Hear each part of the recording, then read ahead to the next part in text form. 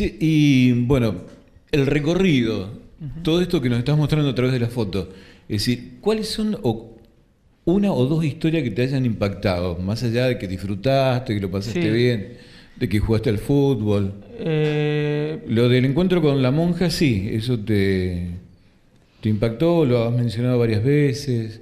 Este es Juan Sasturán en la Feria del Libro de Santoto, que otro tipazo y un amigo. Mirá, y nosotros por ahí la historia del viaje más impactante, a lo mejor capaz que las conocen porque la hemos escrito y la hemos contado mucho en radio, pero hay algunas que a nosotros nos marcaron porque después tuvieron otra repercusión periodística. Una es la que, cuando nosotros ganamos el Martín Fierro con el periodista ambulante, yo no soy de eso, de estos premios. Cuando vos estás ahí, vos querés ganar, eso es así, ¿viste? Porque estás ahí en una cena, que yo, y tanto, y vos querés ganar.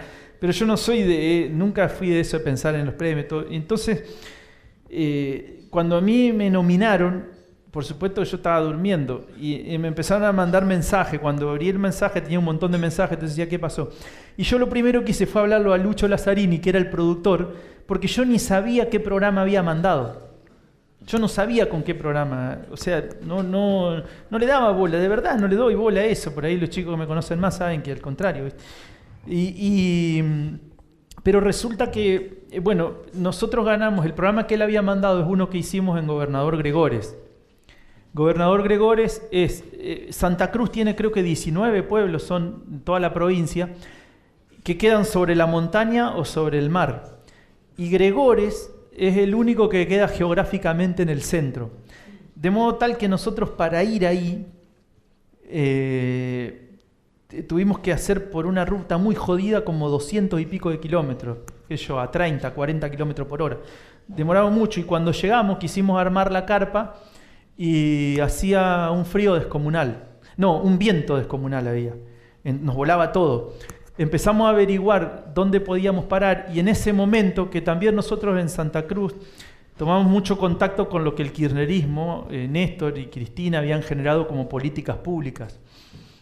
En ese momento estaba la minera Tritón ahí, entonces había cambiado la fisonomía de ese pueblo de 2.000 habitantes y estaban todos los hoteles ocupados, que genera la contradicción entre los amantes de la tierra y la supervivencia de un pueblo, porque la minería requiere de un análisis mucho más complejo, no es simplemente la idea de los troscos de ir a cortar ruta y pedir que vivamos en comunidad. Requiere de un análisis mucho más profundo. Y entonces ese pueblo se había modificado sustancialmente y nosotros ya no, nadie él decía, ¿cómo no vas a conseguir lugar para alojarte acá? No había. Entonces vamos, yo siempre que sí me iba a buscar lugar para alojarnos, porque a mí en general por la carompa que llevaba, con el pelo más largo y suelto, la barba larga, tendían a rechazarme, no sé por qué. Entonces ella fue a pedir lugar a una vieja que tenía una pensión, que llamaba, ¿cómo era? Bueno, no me acuerdo ahora, ya me voy a acordar. Entonces ella no tenía lugar para alojar, tenía todo ocupado. Y ya como que se volvía ella, y una señora que estaba adentro le dice, ay, fulana, te desconozco, ¿cómo vas a dejar, vos dejando a alguien sin poder dormir, durmiendo afuera sin techo? Y entonces ahí como que ella recapacitó y le dijo, ¿ustedes tienen colchón? Sí, teníamos un colchón inflable. Bueno, y nos dio para dormir el escritorio de su hijo. Algo así. El escritorio del hijo nos dio, ¿viste? Entonces nosotros, siendo agradecidos, no le robamos nada. Porque en otros lugares sí le robábamos. Entonces, no, nos da para dormir ahí. Y nos bañamos, que yo, y cuando vamos a hablar en la sobremesa, creo que hasta nos invitó a comer con ella, nos dice, en esa silla, donde estás vos, o donde estaba ella, no sé, en esa silla, se sentaron los bandoleros, ese fue el término que empleó, de la Patagonia rebelde. ¡Apa!, dijimos nosotros, ¿cómo es esto? Ella había nacido porque su papá trabajaba ahí, o la había comprado en la estancia de la Anita, que fue donde se dieron los sucesos más trágicos de la Patagonia. Entonces, en esa historia que ella nos contó, que yo la escribí, y al otro día nosotros fuimos a ver el lugar, y un lugar perdido en medio de la nada.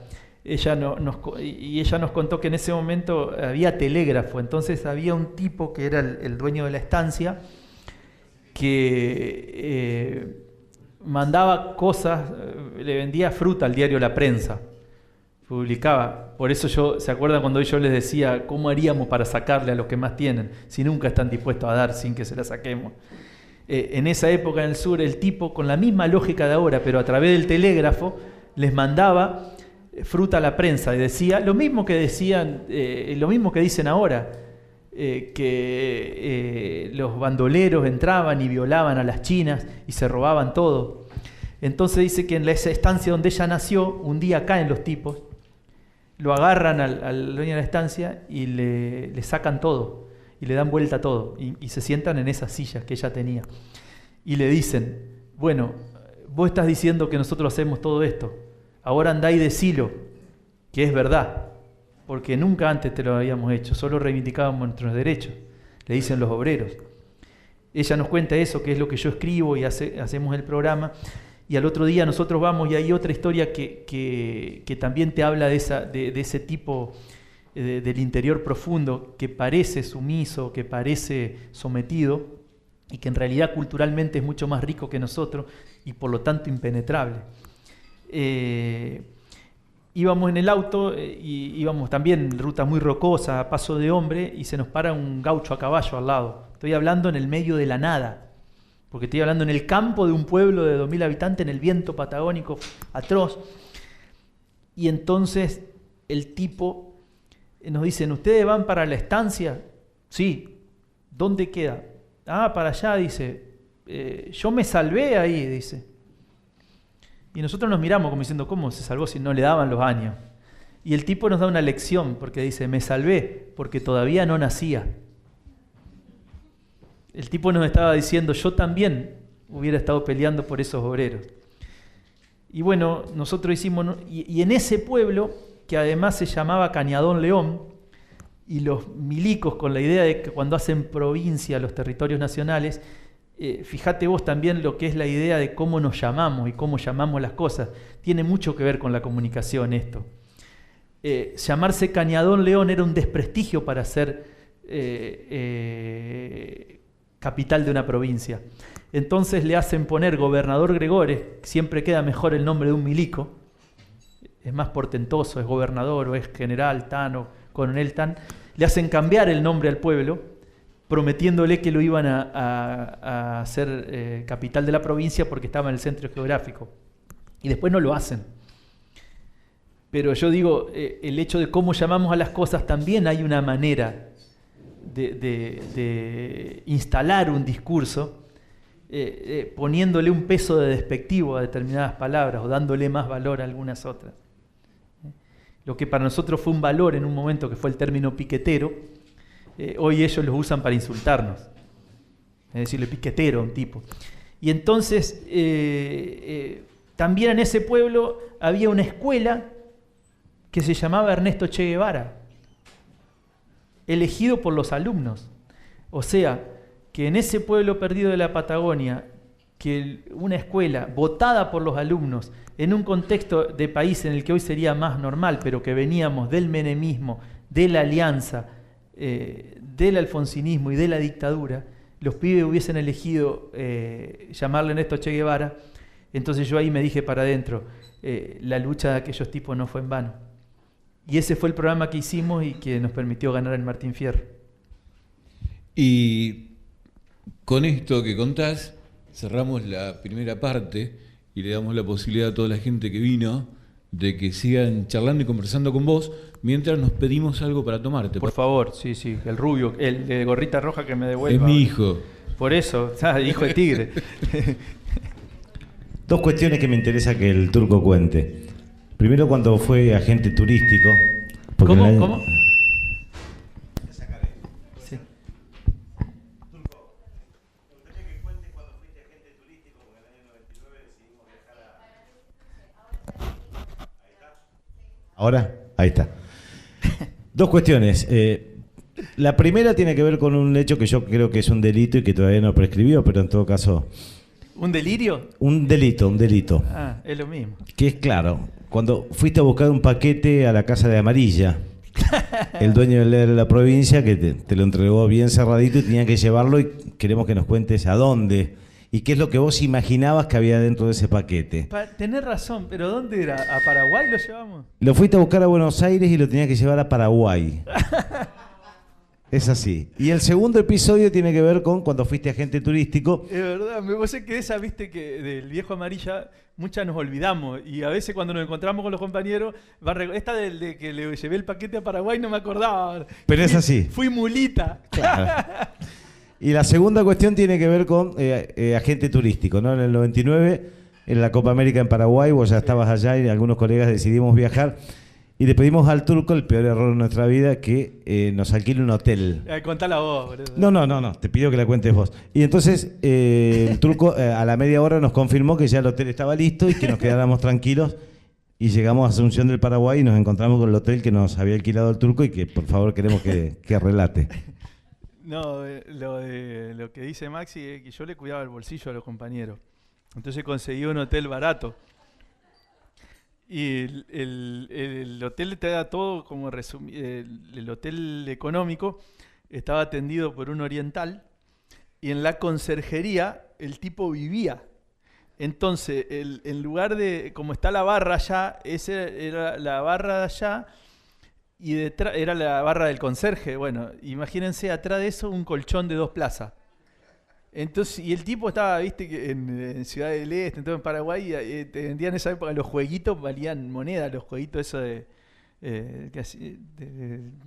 tipo electrónico, viste, a pila. Entonces llegabas al hotel, cuando llegaron esto, y estaba el chino, la señora y el hijo, los tres acostados en el colchón, y atendían de ahí abajo, viste, y ni se movían y esto no lo podían creer. Y cuando empiezan a recorrer las habitaciones, imagínate. Entonces, el calefón que tenía la ducha era un calefón, viste, tipo eso que te hacen el detector de mentira, una cosa así que vos decís esto, no sabés si te va a electro. Entonces, y todos los cables salidos para todos lados. Y esto van y le dicen al tipo, maestro, no da patada. Y el chino además no hablaba el español. Y no le importaba, no hacía un puto esfuerzo por hablar español. Entonces, es esto. Maestro, no da patada. Y el tipo le dice, un momentito, se va y le trae un par de chinelas para que se bañen con chinela. ¿Viste? Bueno, pero gastaron 2 mangos, eso no me lo reconocen. Y lo otro de Amarilla, del dueño del diario, esa otra anécdota. En una ocasión, nosotros... El tipo en un momento también, así como era, le vendíamos cualquiera, ¿viste? Y no sé por qué, con mi otro gran amigo, el Dani Jovellano, que trabajábamos en LT10, y yo trabajaba en el diario, estaba a cargo del diario. No sé bajo qué objetivo habíamos decidido ir a Paraguay.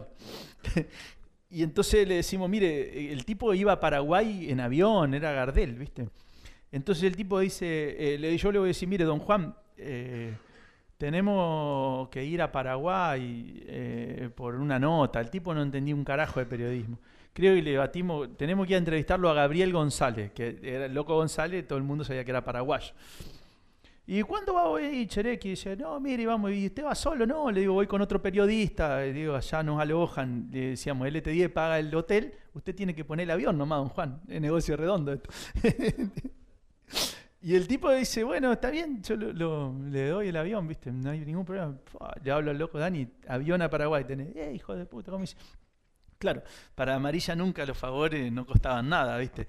Me dice, así que se va a echar, que le voy a pedir una gauchadita, dice. Va a ir a Buenos Aires y se le van a dar un sobre y lo lleva, dice, a tal me da el tipo, me clava una dirección de Buenos Aires. Tipo, todos nosotros suponíamos que era narco, ¿viste? Y nos clava una dirección de Buenos Aires y me hace buscar un sobre en papel madera, cargarlo en el avión y llevarlo a un domicilio en Paraguay, ¿viste?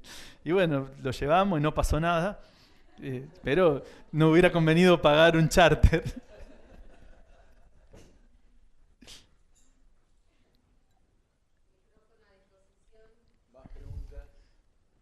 Te los cansé.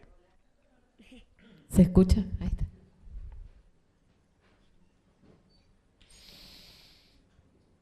¿No? ¿Listo? ¿Alguna otra pregunta? ¿Algún comentario? Miren que lo de Lilita no contó el debut en Bariloche con un pibe, y tampoco contó la relación que tiene en la gestión cultural que hace en Santo Tomé.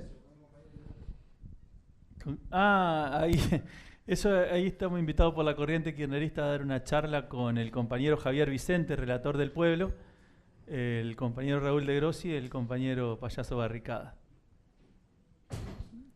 Ahí estamos con Víctor Heredia en Santo Tomé, con Palo.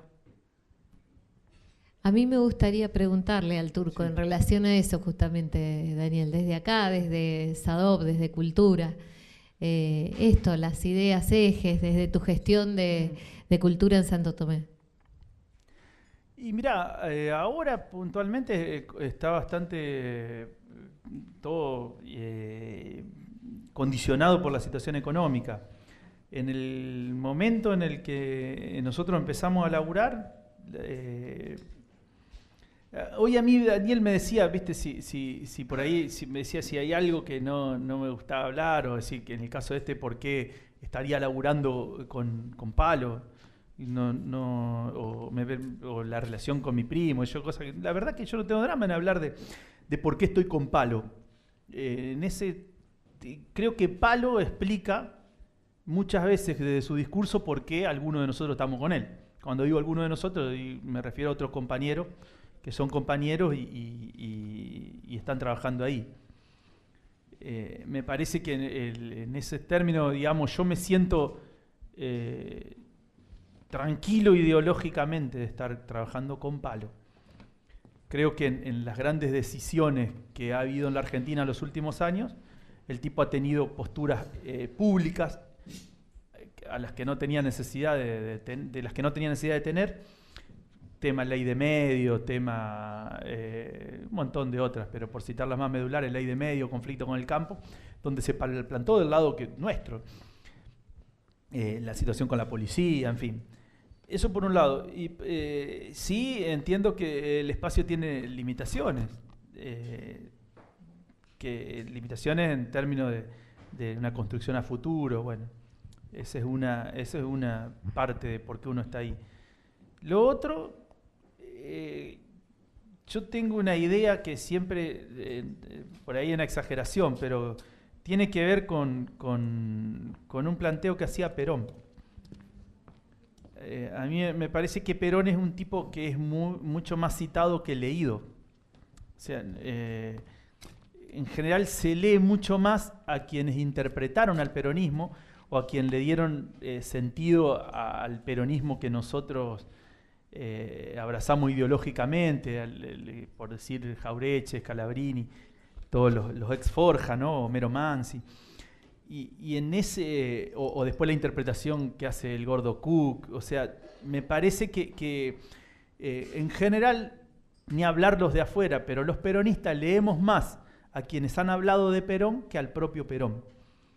Y Perón, a mí me parece que lo que primero hace, antes de ser presidente, y creo que es su gran ventaja, a Perón en un momento, antes del GO, castigado, lo mandan como estafeta a recorrer el país.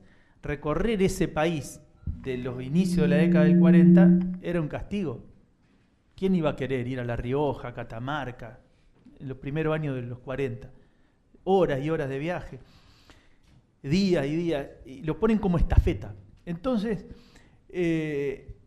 Perón va tejiendo una alianza con lo que en ese momento, con lo que después eran los conservadores populares, ¿no? Que no había otra cosa en las provincias.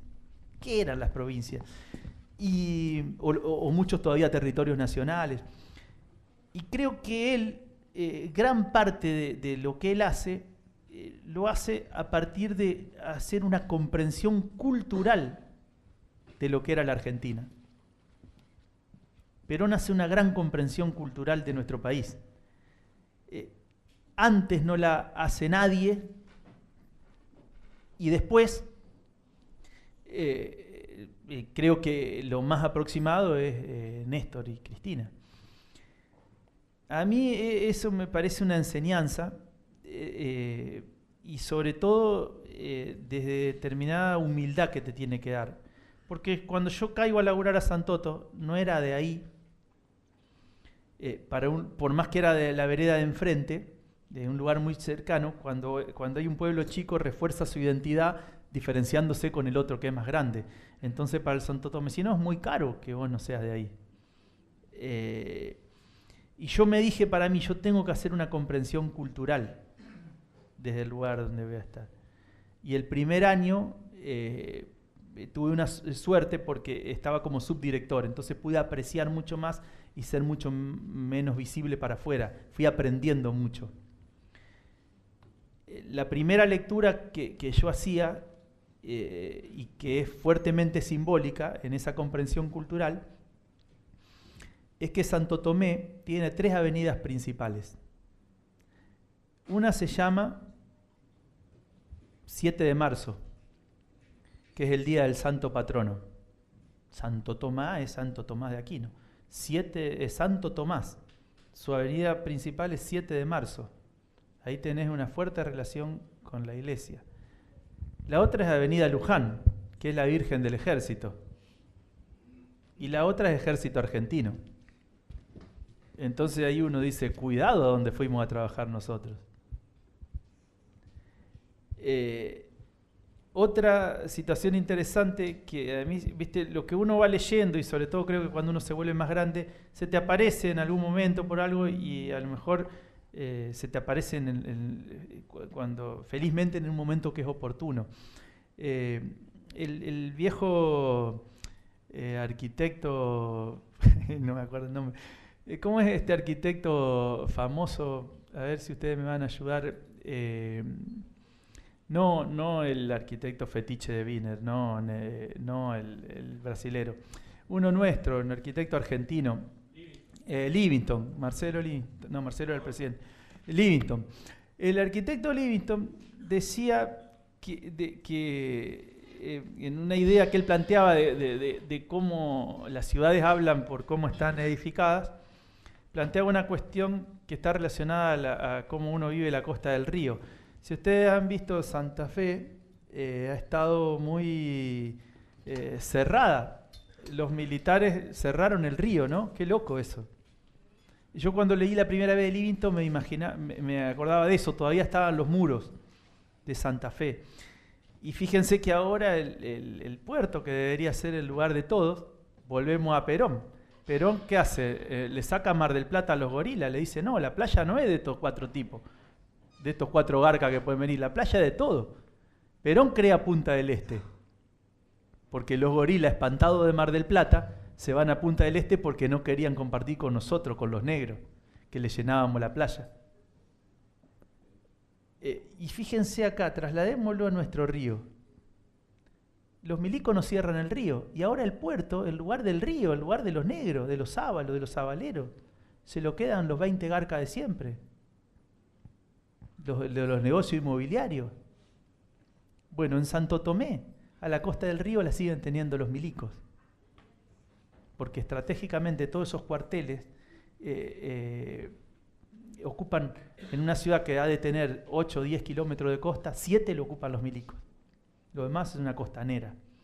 Entonces me parece que eso expresa una simbología que uno debe tener, la inteligencia y la humildad, la inteligencia para reconocer esos símbolos y la humildad para no querer cargarse todo eso de la noche a la mañana, porque puede que se lo carguen a uno. Culturalmente, una ciudad se expresa a partir de esa simbología. Yo tengo la sensación de que si nosotros, cuando dejemos de laburar en Santo Tomé, alguna conquista habremos de tener, es que nosotros creamos una agenda en la calle, que este año ya habrán dicho al principio, no, esto ya se va a terminar. Este año, que ya va el 7º año, tuvimos severo enfrentamiento con los vecinos que querían sacar el carnaval de la avenida principal, de la calle céntrica para lo que es Santoto.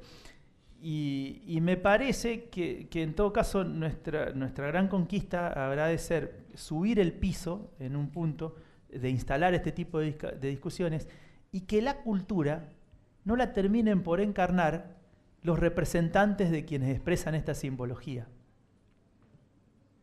Yo siempre cuento una anécdota y en esto que también lo reivindico al palo. Cuando nosotros teníamos que hacer la primer feria del libro, vino el cura. Pero no, el cura, a ver, yo no estoy hablando en contra de la iglesia ni mucho menos de la religión. Estoy hablando de lo que representan los sectores conservadores de la iglesia. Ustedes me van a comprender en esto. Y cuando nosotros hacemos la Feria del Libro, la primera, cuando éramos nuevos, cuando no sabíamos de qué se trataba todavía demasiado la cuestión, el cura viene, sin ser invitado, a bendecir la Feria del Libro. Y nosotros lo sacamos. Bien, ¿viste? Le dijimos, no, mire, maestro, no es así, acá cambió esto. ¿Y qué te quiero decir? Reivindico a la figura de Palo en eso, porque yo tampoco sabía cómo iban a reaccionar mis nuevos compañeros de ese trabajo. Y Palo me bancó. Me parece que eso expresa también una idea de querer cambiar.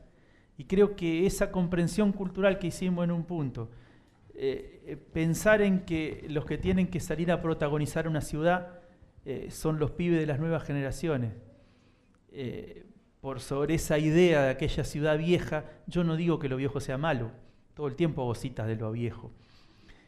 Sí digo que es malo que 4 viejos quieran representar la cultura.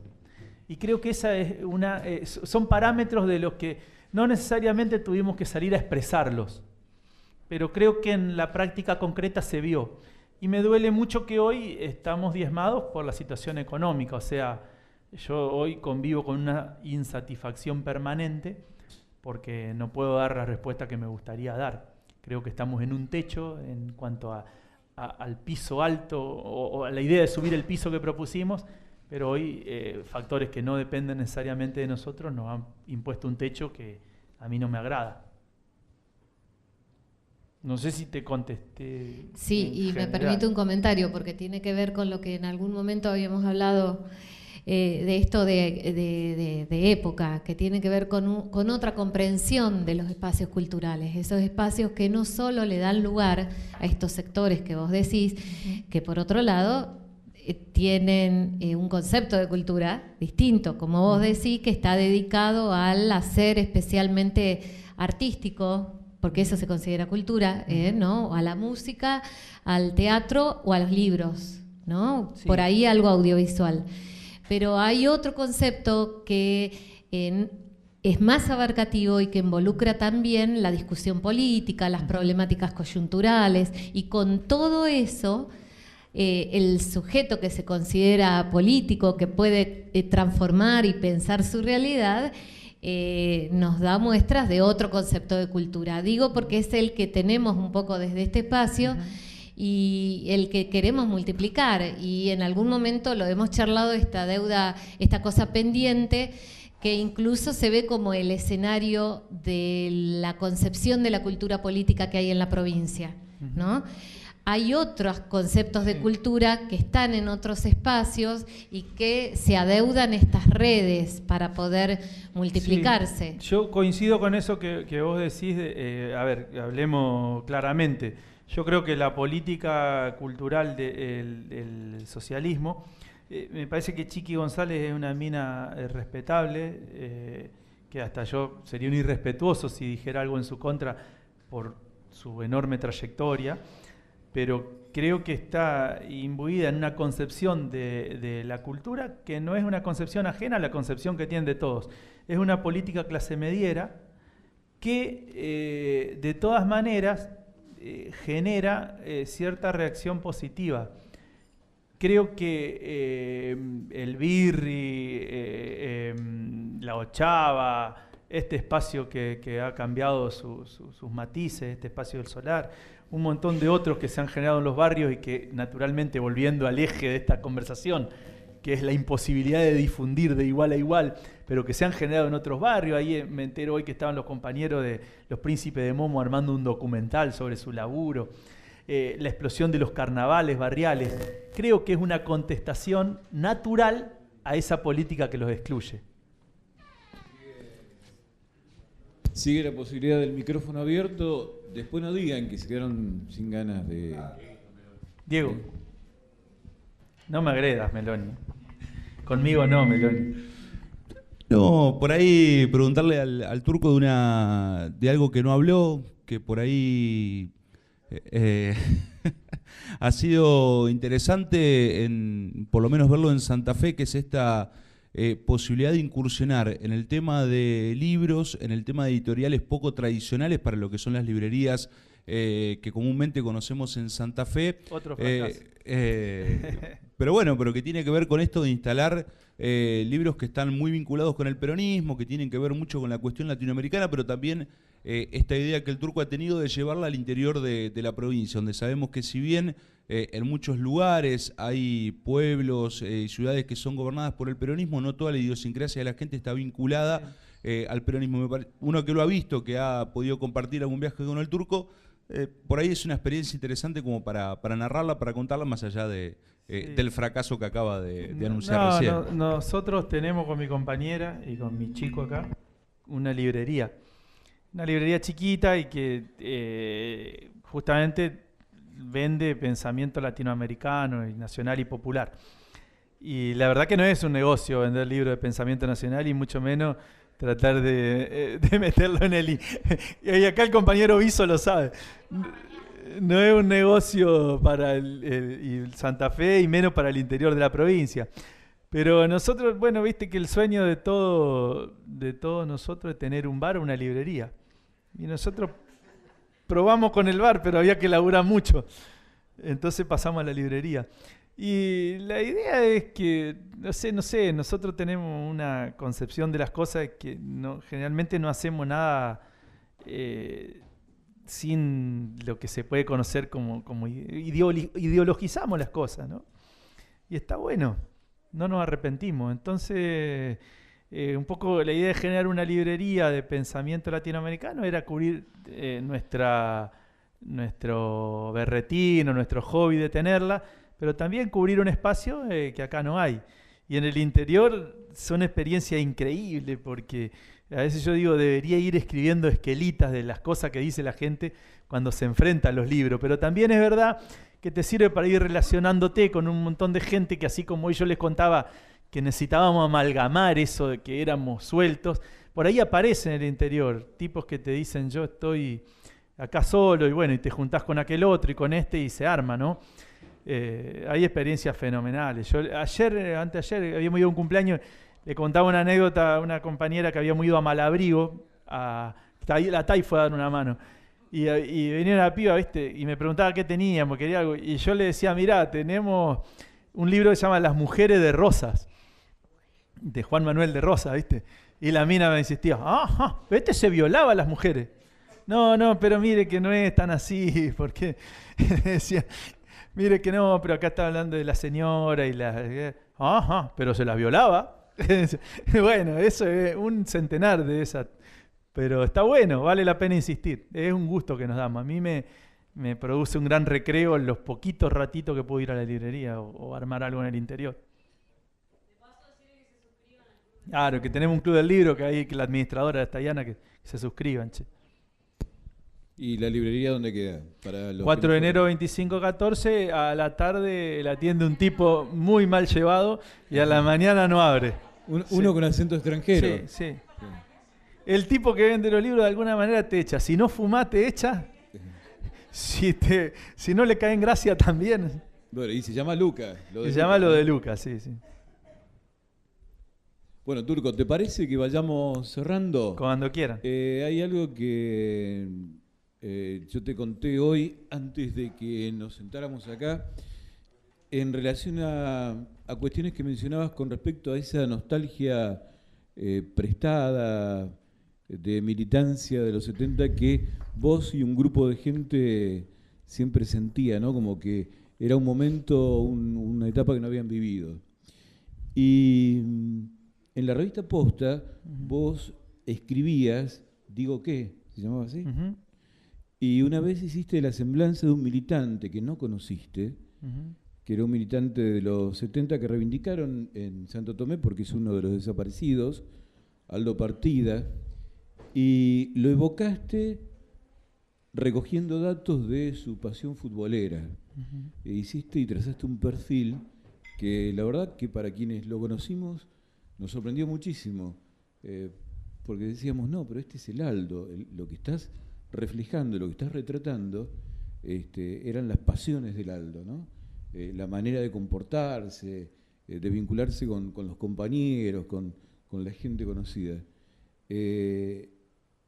Digamos, ese reconocer que la nostalgia que mencionabas, digamos, es algo que te faltó, o que añorás, de todas maneras la revivís en algunos textos como estos.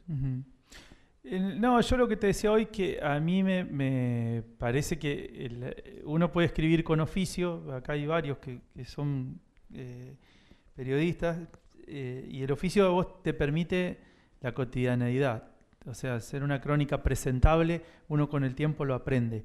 Pero también uno puede darse cuenta que cuando va a escribir una buena historia, a mí personalmente yo sé que una historia que voy a escribir va a resultar buena en términos de que quien la lea va a tener la misma sensación que yo, se va a conmover o lo que fuere, si la historia me llega a mí. Si es una historia que a mí me conmueve, yo siento que voy a poder transmitirlo. En el caso de Aldo Partida, a mí me conmovió mucho. Tiene que ver con lo que hablaba hoy también, con lo que hablábamos con la Ceci. Yo creo que cuando nosotros nos vayamos de Santoto,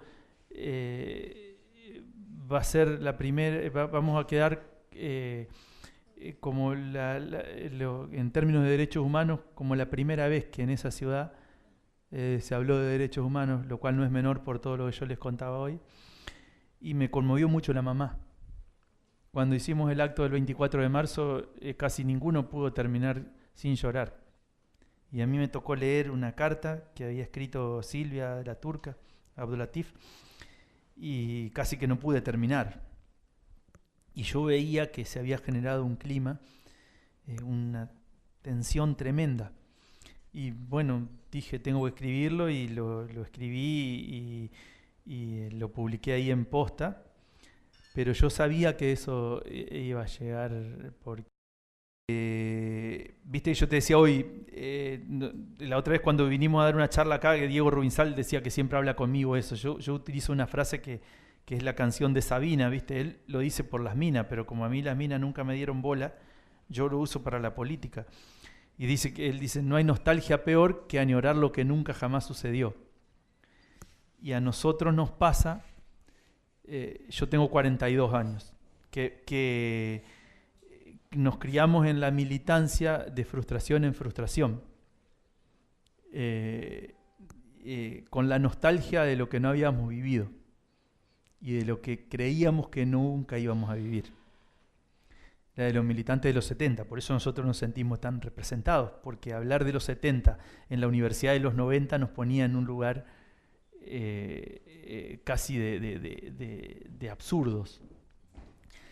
Y a mí también lo que me seduce del kirchnerismo es que Néstor y Cristina nos permitieron vivir eso, la nostalgia de lo que nunca sucedió. Creíamos que nunca iba a suceder y nos sucede poder vivir esto. Por eso yo quiero y creo que más allá de las diferencias y de los cuestionamientos que uno puede hacer, hay que defender esto. Hay que defenderlo porque sabemos que si esto se cae, van a pasar muchos años de nostalgia de cosas que nunca jamás sucedieron. Bien, y de esta manera entonces cerramos lo del Turco, agradeciéndole con un aplauso.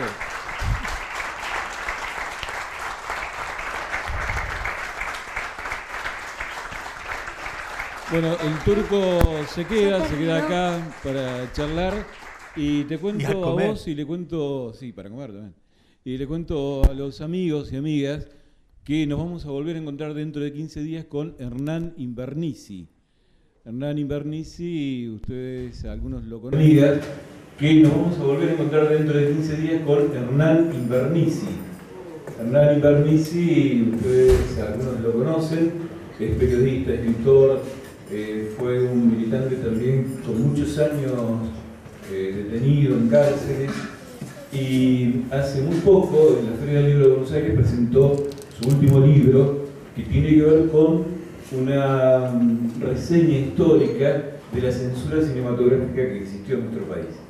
Él va a venir para hablar de eso y también, por supuesto, como periodista, para seguir profundizando en estos encuentros sobre el tema que nos convoca, que es la ley de medios y todo esto que ahora tiene características de derecho humano, la palabra, la comunicación, como un valor en sí mismo que tiene que ver con todos nosotros, ¿sí? Un valor vinculado con el derecho humano, que es como la nueva ley de medios la entiende. Bueno, gracias por estar y lo esperamos entonces cuando nos encontremos con Hernán Invernici.